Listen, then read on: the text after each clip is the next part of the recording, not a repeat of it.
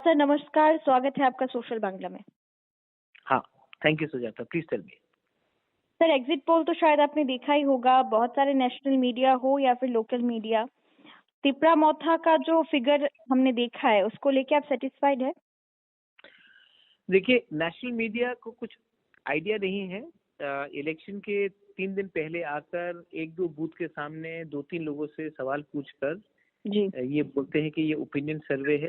मैंने हमेशा कहा है कि त्रिपुरा को दिल्ली को समझाना चाहिए त्रिपुरा का क्या रिक्वायरमेंट है, लेकिन आदत पड़ गया है कि दिल्ली के 2-3 रिपोर्टर त्रिपुरा आकर अपना थोड़ा सा 1-2 दिन का दौरा करे और तब मूड ऑफ द नेशन बनाकर नेशनल मीडिया में छापे। मैं अपने त्रिपुरा के लोगों को बोलना चाहता हूँ, ये लोगों का कोई अधिकार भी नहीं है, कोई औकात भी नहीं है त्रिपुरा के पब्लिक के दिल में जो चोट है, जो पीड़ा है, जो मंशा है, उसके बारे वो कोई ओपिनियन पोल निकाले। जी।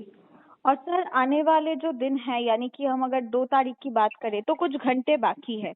इस टाइम में आपके जो कार्यकर्ता है, आपके जो साथ आपके जो लोग हैं, जो आपको बुबागरा के नाम से वो लोग जानते हैं, वो लोग प्यार करते हैं, उनके लिए आप क्या बोलेंगे? पूरे त्रिपुरा वासी के लिए क्या बोलेंगे? मैं सिर्फ अपने तिपरा मोथा के वर्कर्स को नहीं, अपने जो भी वर्कर्स हैं, सीपीएम के हो, कांग्रेस के हो, मैं सबको बोलना चाहता हूँ, ये एग्जिट पोल का वैल्यू 24 घंटे के बाद, 36 घंटे के बाद टॉयलेट पेपर से भी कम हो जाएगा।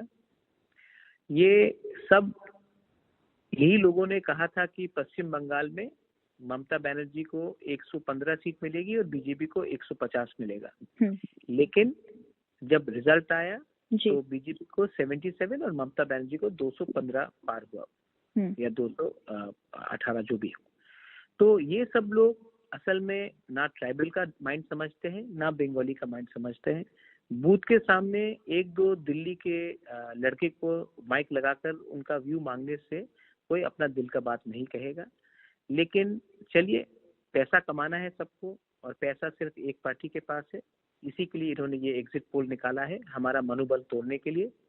लेकिन 2 तारीख को जब रिजल्ट निकलेगा तो दूध का दूध, पानी का पानी हो जाएगा। इस बार Tipra Motha is doing very well and so are the other parties.